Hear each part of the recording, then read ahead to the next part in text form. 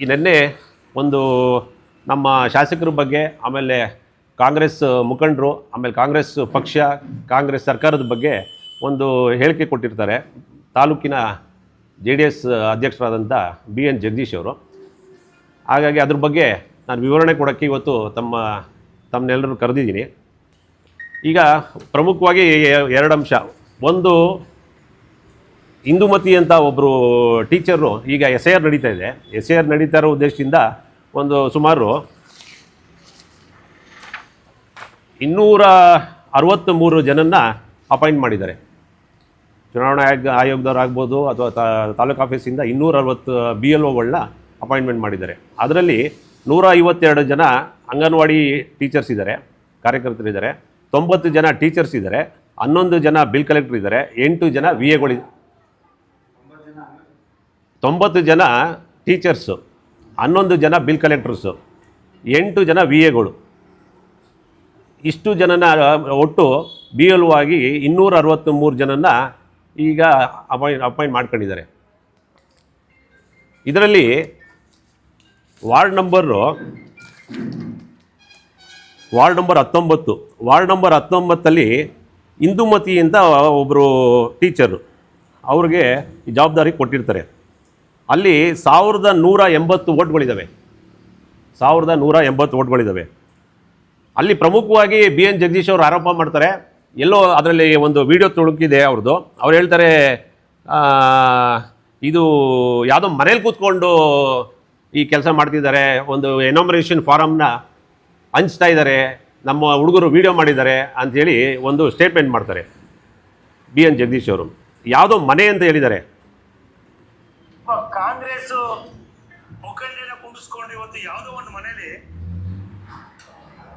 SIR ಮಾಡ್ತಾರೆ ಅಂತಂದ್ರೆ ಲೆಕ್ಕ ಹಾಕೋಬೇಕು. ಯಾವ ಮಟ್ಟಕ್ಕೆ ಇವತ್ತು ತಾಲೂಕಿನ ಆಡಳಿತವನ್ನ ಇಲ್ಲಿನ ರಾಜಕಾರಣಿ, ಪ್ರಭಾವಿ ರಾಜಕಾರಣಿ ತಾಲೂಕು ಆಡಳಿತ ದುರುಪಯೋಗ ಪಡಿಸ್ಕೊಳ್ತಾರೆ ಅದಕ್ಕೆ ಇದೊಂದು ನೈಜ ಸಾಕ್ಷಿ.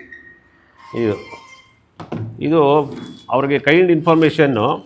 ನಿನ್ನೆ ಇಂದುಮತಿ ಅವರು ಏನು ಬೈಫಿಕೇಷನ್ ಮಾಡ್ಕೊತಾ ಇದ್ರು ಇನಾಮಿನೇಷನ್ ಫಾರಮ್ನ, ಅವರು ಒಂದು ಕುಟುಂಬದಲ್ಲಿ 3 ಜನ ಇರ್ತಾರೆ, 5 ಜನ ಇರ್ತಾರೆ, 2 ಇರ್ತಾರೆ, 11 ಜನ ಇರ್ತಾರೆ, ಇಲ್ಲ 8 ಜನ ಇರ್ಬೋದು. ಆ ಕುಟುಂಬದಂಥ ಏನು ಎನಾಮಿನೇಷನ್ ಫಾರಮ್ನ ಒಂದು ಒಟ್ಟು ಮಾಡ್ಕೊಂಡು ಮನೆಗೆ ಹೋಗೋಕ್ಕೆ ಅವರು ಪ್ರಿಪ್ರೇಷನ್ಸ್ ಮಾಡ್ಕೊತಾ ಇರ್ತಾರೆ. ಪ್ರಿಪ್ರೇಷನ್ಸ್ ಮಾಡ್ಕೊಬೇಕಾದ್ರೆ ಇದು ಅಂಗನವಾಡಿ ಕೇಂದ್ರ, ಇದೇನು ಮನೆ ಥರ ನಿಮಗೆಲ್ಲ ಕಾಣಿಸ್ತಿದೆ, ಇದು ಅಂಗನವಾಡಿ ಕೇಂದ್ರ. ಇದು ಪುರಸಭೆ ಬಿಲ್ಡಿಂಗ್, ಇದು ಪುರಸಭೆ ವ್ಯಾಪ್ತಿಗೆ ಸೇರಿದಂಥ ಬಿಲ್ಡಿಂಗ್ ಇದು. ಈ ಬಿಲ್ಡಿಂಗಲ್ಲಿ ಅದರಲ್ಲಿ ಒಂದು ವಿಡಿಯೋ ಕೂಡ ಇದೆ. ಯಾರು ಇವರು ವಿಡಿಯೋ ಮಾಡಿ, ಇವ್ರು ಹುಡುಗರು ನಮಗೆ ವಿಡಿಯೋ ಮಾಡಿ ಕಳಿಸಿದ್ದಾರೆ ಅಂತ ಹೇಳಿದಾರಲ್ಲ, ಅದು ವಿಡಿಯೋ ಕೂಡ ಇದೆ. ನಾನು ವಿಡಿಯೋ ಮಾಡಿಸಿದ್ದೀನಿ ಇದ್ರದ್ದು. ಇದೇ ಆ ಮನೆ, ಇದು ಅಂಗನವಾಡಿ ಕೇಂದ್ರ. ಇದು ಇಲ್ಲಿ ಕೂತ್ಕೊಂಡು BLO ಆಗಿ ಏನು ಅಪಾಯಿಂಟ್ ಆಗಿರ್ತಾರೆ ಇಂದುಮತಿಯವರು, ಅವರು ಬೈಫಿಕೇಷನ್ ಅಂದರೆ ಆ ಮನೆ ಕುಟುಂಬದವ್ರನ್ನ ಇನಾಮಿನೇಷನ್ ಫಾರಮ್ನ ಒಟ್ಟು ಮಾಡ್ಕೊತಾ ಇರ್ತಾರೆ. ಅದನ್ನು ವಿಡಿಯೋ ಮಾಡಿಸಿ ಇದು ಯಾವುದೋ ಮನೇಲಿ ಕೂತ್ಕೊಂಡು ಮಾಡ್ತಾ ಇದ್ದಾರೆ, ಇದಕ್ಕೆ ಶಾಸಕರ ಕುಮ್ಮಕ್ಕಿದೆ, BLOಗಳ ಅಡ್ಜಸ್ಟ್ಮೆಂಟ್ ಇದೆ ಅಂತ ಆರೋಪ ಮಾಡಿದ್ದಾರೆ. ಕಾಣಿಸ್ತಾ ಇದೆಯಲ್ಲ ಇದು, ಈ ವಿಡಿಯೋ. ಇದು ಅಂಗನವಾಡಿ ಕೇಂದ್ರ, ಇದು ಅಂಗನವಾಡಿ ಕಟ್ಟಡ. ಇದ್ರ ಒಳಗಡೆ ಕೂತ್ಕೊಂಡು ಮಾಡ್ತಾ, ಯಾವುದೋ ಮನೆ ಅಲ್ಲ, ಪ್ರೈವೇಟ್ ಮನೆ ಅಲ್ಲ ಅದು. ಒಂದು. ಎರಡನೇದು, ಇಮ್ಮಿಡಿಯೇಟಾಗಿ 2/7/2026 ಅತಿ ತುರ್ತು ಅಂತ ಒಂದು ನೋಟಿಸ್ ಜಾರಿ ಮಾಡ್ತಾರೆ. ಯಾರು? ತಹಸೀಲ್ದಾರು, DC ಒಂದು ನೋಟಿಸ್ ಇಶ್ಯೂ ಮಾಡ್ತಾರೆ. ಈ ಕಾಪಿ ಬೇಕಾದ್ರೆ ನಿಮ್ಗೆಲ್ಲರಿಗೂ ಒಂದು ಜೆರಾಕ್ಸ್ ಕೊಡ್ತೀನಿ. ಒಂದು ನೋಟಿಸ್ ಇಶ್ಯೂ ಮಾಡ್ತಾರೆ. ಯಾರಿಗೆ? ಇಂದುಮತಿಯವ್ರಿಗೆ ನೋಟಿಸ್ ಇಶ್ಯೂ ಮಾಡ್ತಾರೆ. ಕಾರಣ ಕೇಳಿ ನೋಟಿಸ್ ಅಂತ ಇಶ್ಯೂ ಮಾಡ್ತಾರೆ. ಈ ವಿಡಿಯೋ ರಿಲೀಸ್ ಆಗಿದ ತಕ್ಷಣ ನೋಟಿಸ್ ಕೊಡ್ತಾರೆ. ಯಾವುದು? ಇಮಿಡಿಯೇಟಾಗಿ ಕೊಡ್ತಾರೆ. 2/7/2026. ಅದಾದ ನಂತರ ಕಾರಣ ಕೇಳಿ ನೋಟಿಸ್ ಸಮಜಾಯಿಷಿ 3/7/2026. ಮತ್ತು 3ನೇ ತಾರೀಕಿಗೆ ಇಂದುಮತಿಯವರು ಒಂದು ಕಾರಣ ಕೇಳಿ ನೋಟಿಸ್ಗೆ ಸಮಜಾಯಿಷಿ ಕೊಡ್ತಾರೆ. ಏನಂತ ಕೊಡ್ತಾರೆ ಅಂದರೆ, ಮೇಲ್ಕಂಡ ವಿಷಯಕ್ಕೆ ಸಂಬಂಧಿಸಿದಂತೆ ಉಲ್ಲೇಖ 3ರ ಆದೇಶದಂತೆ ಕಾರಣ ಕೇಳಿ ನೋಟಿಸನ್ನು ಪಡೆದುಕೊಂಡಿರುತ್ತೇನೆ. ಈ ವಿಷಯಕ್ಕೆ ಸಂಬಂಧಿಸಿದಂತೆ ದಿನಾಂಕ 2/7/2026 ಬೆಳಗ್ಗೆ 11 ಗಂಟೆಗೆ ತಮ್ಮ ಕಚೇರಿಯಲ್ಲಿ, ಇದು ಮುಖ್ಯವಾಗಿ ಬೇಕಾಗಿರೋಂಥದ್ದು, ಇದು ತಮ್ಮ ಕಚೇರಿಯಲ್ಲಿ ಮತದಾರರ ನಮೂನೆಗಳನ್ನು ಪಡೆದುಕೊಂಡು ಈ ನಮೂನೆಗಳನ್ನು ಪ್ರತಿ ಕುಟುಂಬದ ಸದಸ್ಯರನ್ನು ಒಟ್ಟು ಮಾಡಲು ನಾನು ಅಂಬೇಡ್ಕರ್ ನಗರ ಹೊಸ ಬಡಾವಣೆ ಅಂಗನವಾಡಿಯಲ್ಲಿ ಫಾರಂಗಳನ್ನು ಕುಟುಂಬವಾರು ಒಟ್ಟು ಮಾಡಲು ಅಲ್ಲಿರುತ್ತೇನೆ. ಈ ಸಂದರ್ಭದಲ್ಲಿ ಅಲ್ಲಿನ ನಿವಾಸಿಗಳು ನನ್ನದು ಕೊಡಿ, ನನ್ನದು ನೋಡಿ, ಫಾರಂಗಳನ್ನು ಕೊಡಿ ಎಂದು ಕೇಳಿರುತ್ತಾರೆ. ಆದರೆ ನಾನು ಮತದಾರರ ನಮೂದನೆಗಳನ್ನು ಕುಟುಂಬವಾರು ಜೋಡಿಸಿಕೊಂಡು ನೀಡುತ್ತೇನೆಂದು ಹೇಳಿರುತ್ತೇನೆ. ನನ್ನ ಮತಗಟ್ಟೆಯಲ್ಲಿ 1108 ಮತದಾರರಿದ್ದು ಇದನ್ನು ಜೋಡಿಸಿಕೊಂಡಿರುತ್ತೇನೆ. ಆಗ ಈ ವಿಡಿಯೋ ತುಣುಕುಗಳನ್ನು ಮಾಡಿರುವುದು ನನಗೆ ತಮ್ಮ ನೋಟಿಸ್ ಬಂದ ತಕ್ಷಣ ತಿಳಿದುಕೊಂಡಿರುತ್ತೇನೆ. ಆದರೆ ಯಾವುದೇ ಫಾರಂಗಳನ್ನು ನೀಡಿರುವುದಿಲ್ಲ. ಮೇಲಿನ ಕಾರಣ ಕೇಳಿ ನೋಟಿಸನ್ನು ತಮ್ಮ ಹಂತದಲ್ಲೇ ಕೈ ಬಿಡಬೇಕೆಂದು ತಮ್ಮಲ್ಲಿ ಪ್ರಾರ್ಥಿಸಿಕೊಳ್ಳುತ್ತೇನೆ ಅಂತ ಹೇಳಿ ಒಂದು ಇಂದುಮತಿಯವರು ಒಂದು ರಿಪ್ಲೈ ಕೊಟ್ಟಿರ್ತಾರೆ ಇಮ್ಮಿಡಿಯೇಟಾಗಿ. ಇದು ಸಹಜವಾಗಿ ಯಾವುದೇ ಸರ್ಕಾರ ಇರಲಿ ಪ್ರೊಸೀಜರ್ಸು ಅದು ಸಹಜವಾಗಿ ಒಂದು ಆರೋಪ ಬಂದಾಗ ಇದು ನಡ್ಕೊಂಡು ಪ್ರೊಸೀಜರ್ ಇದು ನಡೆಯುವಂಥದ್ದು. ಇದನ್ನು ಶಾಸಕರು ಕುಮ್ಮಕ್ಕಿಂದ ಅಂತ ಹೇಳಿದ್ದಾರೆ. ಇದು ಶಾಸಕರು ಕುಮ್ಮಕ್ಕಿದ್ದಿದ್ರೆ DC ಆಗಲಿ ಅಥವಾ ತಹಸೀಲ್ದಾರ್ ಆಗಲಿ ಅವ್ರಿಗೆ ನೋಟಿಸ್ ಇಶ್ಯೂ ಮಾಡೋ ಅವಶ್ಯಕತೆ ಇರಲಿಲ್ಲ. ಒಂದು ಎರಡನೇದು ಇಮ್ಮಿಡಿಯೇಟಾಗಿ ಎರಡನೇ ತಾರೀಕು ವಿಡಿಯೋ ಆಗಿದೆ, 2ನೇ ತಾರೀಕು ನೋಟಿಸ್ ಇಶ್ಯೂ ಮಾಡಿದ್ದಾರೆ, 3ನೇ ತಾರೀಕು ರಿಪ್ಲೈ ಕೊಟ್ಟಿದ್ದಾರೆ. ಇಂದುಮತಿಯವರು 3ನೇ ತಾರೀಕೆ ರಿಪ್ಲೈ ಕೊಟ್ಟಿದ್ದಾರೆ. ತದನಂತರ ಮತ್ತೆ ತಹಸೀಲ್ದಾರ್ ಅವರು ಮತ್ತೆ DC ರಿಪ್ಲೈ ಬರೀತಾರೆ. ತಹಸೀಲ್ದಾರ್ ಅವರು ಮತ್ತೆ DC ರಿಪ್ಲೈ ಬರೀತಾರೆ. ಈ ಇಂದುಮತಿ ಅವ್ರು ಏನು ಸ್ಟೇಟ್ಮೆಂಟ್ ಕೊಡ್ತಾರೆ ಅದು ಮುಗಿಸ್ಕೊಂಡಿದ್ದಂತ ತಹಸೀಲ್ದಾರ್ಗೊಂದು ಮಾನ್ಯ ಜಿಲ್ಲಾಧಿಕಾರಿಗಳಿಗೆ ತಹಸೀಲ್ದಾರ್ ಅವರು ಒಂದು ರಿಪ್ಲೈ ಕೊಡ್ತಾರೆ. ಇದರಲ್ಲಿ ಯಾವುದೇ ಲೋಪ ಓದ್ಬಿಡ್ತೀನಿ ಒಂದ್ಸರಿ. ಮೇಲ್ಕಂಡ ವಿಷಯಕ್ಕೆ ಸಂಬಂಧಿಸಿದಂತೆ 131 ಕುಣಿಗಲ್ ವಿಧಾನಸಭಾ ಕ್ಷೇತ್ರದ ವ್ಯಾಪ್ತಿಯ ಮತಗಟ್ಟೆ ಸಂಖ್ಯೆ 60 ಸರ್ಕಾರಿ ಮಹಾತ್ಮ ಗಾಂಧಿ ಪದವಿ ಪೂರ್ವ ಕಾಲೇಜ್ ಕುಣಿಗಲ್ ಟೌನ್ ಮತಗಟ್ಟೆ ಅಧಿಕಾರಿಯು ಬಂದು ಜಾಗದಲ್ಲಿ ಎಲ್ಲ ಮತದಾರರನ್ನು ಕರೆದು ಎಮರ್ನೇಷನ್ ಫಾರಂಗಳನ್ನು ವಿತರಣೆ ಮಾಡುತ್ತಿದ್ದಾರೆ ಅಂತ ವಿಡಿಯೋ ತುಣುಕುಗಳು ಕಂಡು ಬಂದಿದ್ದು, ಸರದಿ ದೂರಿನ ಬಗ್ಗೆ ಸಂಬಂಧಿಸಿದ ಮತಗಟ್ಟೆ ಅಧಿಕಾರಿ ಸದರಿ ವಿಷಯದ ಬಗ್ಗೆ ಕಾರಣ ಕೇಳಿ ನೋಟಿಸ್ ನೀಡಿ ಲಿಖಿತ ಸಮಜಾಯಿಷಿ ಪಡೆದು ಸದರಿ ಪ್ರತಿಯನ್ನು ಈ ಪತ್ರದೊಂದಿಗೆ ಲಗತ್ತಿಸಿ ತಮಗೆ ಸಲ್ಲಿಸಲಾಗಿದೆ ಅಂತ ರಿಪ್ಲೈ ಬರೀತಾರೆ. ಪ್ರಭಾವಿ ರಾಜಕಾರಣ ಆಗಿದ ತಕ್ಷಣ ಏನು ಬೇಕಾದ್ರೂ ಮಾಡೋಕ್ಕಾಗ್ತದೆ. ಒಬ್ಬರು ವೋಟರ್ ಲಿಸ್ಟ್ನ ಡಿಲೀಟ್ ಮಾಡ್ಬೋದು, ಒಬ್ಬರು ವೋಟರ್ ಲಿಸ್ಟ್ನ ಸೇರಿಸ್ಬೋದು, ಅದು ಭ್ರಮೆ. ನಾನು ಇದಕ್ಕೆ ನಿಮಗೆ ಏನು ಉತ್ತರ ಕೊಡ್ತಾ ಇದ್ದೀನಿ ಅಂತಂದರೆ, ನೀವು ಏನು BLOಗಳನ್ನ ಅಪಾಯಿಂಟ್ ಮಾಡಿ ಕಾರ್ಯನಿರ್ವಹಿಸ್ತಾ ಇದ್ದಾರೆ ಅವ್ರಿಗೆ ಅಡ್ಡಿಪಡಿಸೋಂಥ ಕೆಲಸ ಮಾಡ್ತಾ ಇದ್ದೀರಾ. ಅಡ್ಡಿಪಡಿಸೋಂಥ ಕೆಲಸ, ಅವ್ರಿಗೆ ಭಯ ಸೃಷ್ಟಿಸುವಂಥ ಕೆಲಸನ ತಾವು ಮಾಡ್ತಾ ಇದ್ದೀರಾ ಅಂತ ಈ ಮೂಲಕ ನಾವು ನಿಮಗೆ ಉತ್ತರ ಕೊಡ್ತಾ ಇದ್ದೀವಿ. ಒಂದು ತದನಂತರ ಆಮೇಲೆ ಕೆಲವು ಪಾಯಿಂಟ್ಸ್ಗಳು ಹೇಳಿದ್ದಾರೆ, ಅದನ್ನು ನಾನು ನೋಟೇಟ್ ಮಾಡ್ಕೊಂಡಿದ್ದೀನಿ. 75% BLOಗಳು ಟ್ರಾನ್ಸ್ಫರ್ ಮಾಡಿ MLA ಆಮೇಲೆ MLA ಫೇವರ್ ಆಗಿರೋರು ಯಾರಿಗೆ ಬೇಕೋ ಅವ್ರನ್ನ ಹಾಕ್ಸ್ಕೊಂಡಿದ್ದಾರೆ ಅಂತ.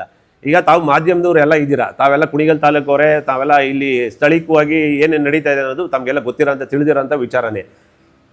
75% BLOಗಳನ್ನ ಟ್ರಾನ್ಸ್ಫರ್ ಎಲ್ಲೆಲ್ಲಿಗೆ ಬೇಕು SIR ಪ್ರಾರಂಭಕ್ಕೆ ಮುಂಚೆ ಅವರೊಂದು ಇದು ಸೆಂಟೆನ್ಸ್ ಹೇಳಿದ್ದಾರೆ. ಈ SIR ಕಾರ್ಯಕ್ರಮ ಏನು ಸ್ಟಾರ್ಟ್ ಆಯಿತು ಇದು ಆಗೋಕ್ಕಿಂತ ಮುಂಚೆ ಟ್ರಾನ್ಸ್ಫರ್ ಆಗಿದೆ ಅಂತ. ನಿಮ್ಮ ಹತ್ರ ಆ ಥರ ಏನಾದ್ರು ದಾಖಲೆ ಇದೆ 75% BLOಗಳು ಟೀಚರ್ಸ್ಗಳು ಅಥವಾ BAಗಳು ಟ್ರಾನ್ಸ್ಫರ್ ಆಗಿದ್ದಾರೆ ಅಂದರೆ ದಯಮಾಡಿ ದಾಖಲೆ ಕೊಡಿ. ನೀವು ಗಾಳಿಲಿ ಗುಂಡೊಡಿಯೋದಂಥದ್ದು ಅಥವಾ ಇದರಲ್ಲಿ ಆರೋಪ ಮಾಡಬೇಕಾದ್ರೆ ಎವಿಡೆನ್ಸು ಡಾಕ್ಯುಮೆಂಟ್ಸ್ ಇಟ್ಕೋಬೇಕು. ಏನು ದಾಖಲೆಗಳು ಇಟ್ಕೊಳ್ಳದೆ ಸುಮ್ಮನೆ ಪ್ರೆಸ್ ಮೀಟ್ ಕರೆದ್ಬಿಟ್ಟು ಆರೋಪ ಮಾಡಿಬಿಟ್ರೆ ಶಾಸಕರ ಮೇಲೆ, ಶಾಸಕರು ಬೆಂಬಲಿಗರ ಮೇಲೆ ಅರ್ಥನೇ ಇಲ್ಲ. ಅದು ನಿಮ್ಮ ಹತ್ರ ದಾಖಲೆ ಇದ್ದರೆ ಕೊಡಿ. SIR ಪ್ರಾರಂಭಕ್ಕೂ ಮುಂಚೆ ಎಷ್ಟು ಜನ ಟ್ರಾನ್ಸ್ಫರ್ಸ್ ಆಗಿದ್ದಾರೆ, ಎಲ್ಲೆಲ್ಲಿಗಾಗಿದ್ದಾರೆ, ನಿಮ್ಮ ಹತ್ರ ದಾಖಲೆ ಇದ್ದರೆ ಪ್ರೆಸ್ ಮೀಟ್ ಕರೆದು ಬಿಡುಗಡೆ ಮಾಡಿದ್ದೀವಿ. ಈಗ ಅವರು ಸರ್ಕಾರಿ ಹುದ್ದೆಯಲ್ಲಿ ಕೆಲಸ ಮಾಡ್ತಾ ಇರಕ್ಕಂಥದ್ದು ಎಲ್ಲ ಟೀಚರ್ಸ್ ಆಗಿರ್ಬೋದು, ಅಂಗನವಾಡಿ ಕಾರ್ಯಕರ್ತರಾಗಿರ್ಬೋದು, ಅಥವಾ VAಗಳಾಗಿರ್ಬೋದು, ಬಿಲ್ ಕಲೆಕ್ಟರ್ ಆಗಿರ್ಬೋದು, ಅವ್ರ ಕೆಲಸ ಅವ್ರನ್ನ ನಿರ್ವಹಿಸೋದಕ್ಕೆ ಸಂಪೂರ್ಣವಾಗಿ ಮುಕ್ತವಾದಂಥ ಅವಕಾಶ ನಮ್ಮ ಸರ್ಕಾರ ಡಾಕ್ಟರ್ ರಂಗನಾಥ್ ಅವರು ಮಾಡಿಕೊಟ್ಟಿದ್ದಾರೆ, ಮುಂದಕ್ಕೂ ಮಾಡಿಕೊಡ್ತಾರೆ. ಅದರಲ್ಲಿ ಏನು ಎರಡನೇ ಮಾತಿಲ್ಲ. ಆಮೇಲೆ ಇನ್ನೊಂದು ಮಾತು ಹೇಳ್ತಾರೆ, ಪ್ರಭಾವಿ ರಾಜಕಾರಣಿ. ಹೌದು, ನಮ್ಮ ಶಾಸಕರು ನೀವು ಹೇಳ್ದಂಗೆ ಪ್ರಭಾವಿ ರಾಜಕಾರಣಿಗಳೇ. ಪ್ರಭಾವಿ ರಾಜಕಾರಣ ಆಗಿರೋದಕ್ಕೇ ಇವತ್ತು ನಮ್ಮ ತಾಲೂಕು ಈ ಮಟ್ಟಕ್ಕೆ ಒಂದು ರಸ್ತೆ ಆಗ್ಬೋದು, ನೀರಿನ ಸೌಲಭ್ಯ ಆಗ್ಬೋದು, ಒಂದು ಹೋರಾಟ ಲಿಂಕ್ ಕೆನಾಲ್ ಆಗ್ಬೋದು, ಅಥವಾ ನಮ್ಮ ಕಸಬಾ ಹುಬ್ಳಿಗೆ ಈಗ DPR ನಡೀತಾ ಇದೆ, ಇವೆಲ್ಲ ಮಾಡ್ತಾ ಇರೋದು ಪ್ರಭಾವಿ ರಾಜಕಾರಣ ಆಗಿರೋದಕ್ಕೆ ಅಂತ ಹೇಳೋಕ್ಕೆ ಬಯಸ್ತೀನಿ ಜಗದೀಶ್ ಅವ್ರಿಗೆ. ಇನ್ನೊಂದು,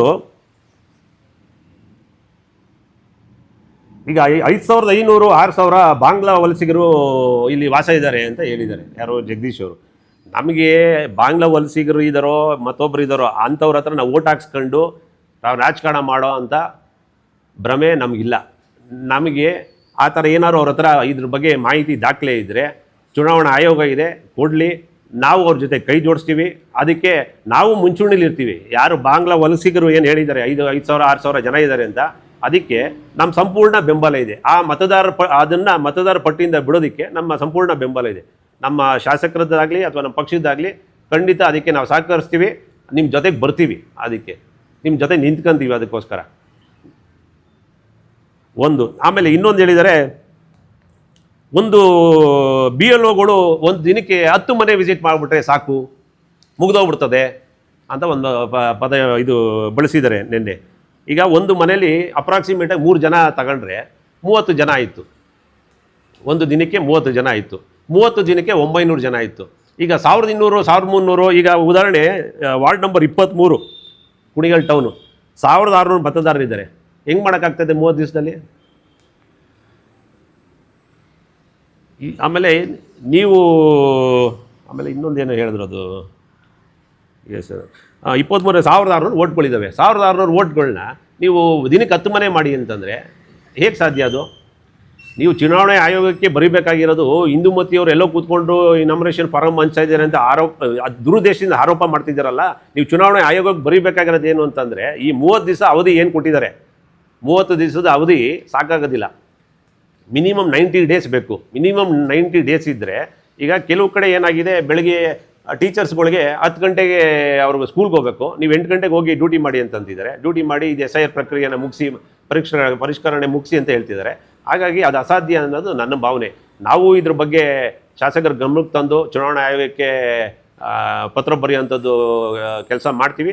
ತಾವು ಕೂಡ ಇದ್ರ ಜೊತೆ ನಮ್ಮ ಜೊತೆ ಕೈ ಜೋಡಿಸಿ ನಿಮ್ಮ ನಾಯಕರಾದಂಥ ಕುಮಾರಸ್ವಾಮಿ ಅವ್ರಿಗೆ ಹೇಳಿ, ಕೇಂದ್ರದಲ್ಲಿ ಚುನಾವಣಾ ಆಯೋಗಕ್ಕೂ ತಾವೊಂದು ಪತ್ರ ಬರೆದು ಇದನ್ನು 30 ದಿವಸ ಏನು ಡೆಡ್ಲೈನ್ ಕೊಟ್ಟಿದ್ದಾರೆ, ಜೂನ್ 30ನೇ ತಾರೀಕು ಏನು ಡೆಡ್ಲೈನ್ ಕೊಟ್ಟಿದ್ದಾರೆ, ಅದನ್ನು ಅಟ್ಲೀಸ್ಟ್ ಒಂದು 60 ಡೇಸ್ 90 ಡೇಸ್ ಕೊಟ್ಟರೆ ಸಾಕಷ್ಟು ಕಾಲಾವಕಾಶ ಸಿಗ್ತದೆ, ಅನುಕೂಲ ಆಗ್ತದೆ BLOಗಳಿಗೆ ಮತ್ತೊಬ್ಬರಿಗೆ. ಈಗ ಮತದಾರರು ಇದು ಪರಿಷ್ಕರಣೆ ಅಂತಂದರೆ ಯಾರ್ದು ಮತ ಇಲ್ಲಿ ಹುಟ್ಟು ಬೆಳೆದಂಥವ್ರು ವಾಸ ಇರೋಂಥವ್ರದ್ದು ಡಿಲೀಟ್ ಆಗ್ಕೂಡ್ದು, ಆ ಉದ್ದೇಶದಿಂದ ಮಾಡ್ತಾ ಇರೋದು. ಕೆಲವು ಅಕ್ರಮ ವಲಸಿಗರನ್ನು ತೆಗಿಬೇಕು ಅಂತ.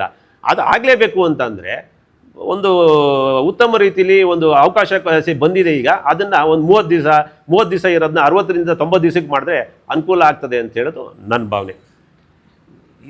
ನನಗೆ ಈಗ ನೀವು ಏನು ನನ್ನ ಆರೋಪ JDS ಹಾಗೂ ಮೊನ್ನೆ ಹೋಗಿ ಏನು ವಿಡಿಯೋ ಮಾಡಿದ್ದಾರೆ, ಇದು BLOಗಳನ್ನ ಕೆಲಸ ಮಾಡೋದಕ್ಕೆ ಅಡ್ಡಿಪಡಿಸ್ತಾ ಇರೋಂಥದ್ದು, ಅವ್ರಿಗೆ ಭಯದ ವಾತಾವರಣ ಸೃಷ್ಟಿ ಮಾಡ್ತಾ ಇರೋದು ಅಂತ ಹೇಳಿ ನಾನು ಆರೋಪ ಮಾಡ್ತಾ ಇದ್ದೀನಿ. ಒಟ್ಟಾರೆ ಏನಿಲ್ಲ, ಇದು ಏನಾಗಿದೆ, ಎಲ್ಲ ನಾರ್ಮಲಾಗಿ ಇದು ತುಂಬ ಸೆನ್ಸಿಟಿವ್ ಇಶ್ಯೂಸ್. ಇದು ಸೆನ್ಸಿಟಿವ್ ಇಶ್ಯೂಸ್ ಇರ್ಬೇಕಾದ್ರೆ ಕೆಲವು ಆಗುಗಳಲ್ಲಿ ಸಣ್ಣ ಪುಟ್ಟ ತಪ್ಪುಗಳು ನಡೀತಾ ಇರ್ತೀವಿ. ಅದು ಕರೆಕ್ಷನ್ ಮಾಡ್ಕೊಂಡು ಹೋಗುವಂಥದ್ದು ದಂಡಾಧಿಕಾರಿಗೆ ಅರಿವು ಬಂದಿದೆ. ಅವ್ರು ಮಾಡ್ಕೊಂಡು ಹೋಗ್ತಾರೆ, ಮಾಡಬೇಕಾಗ್ತದೆ ಅಂಥೇಳಿ ನಾನು ಮಾತು ಮುಗಿಸ್ತೀನಿ.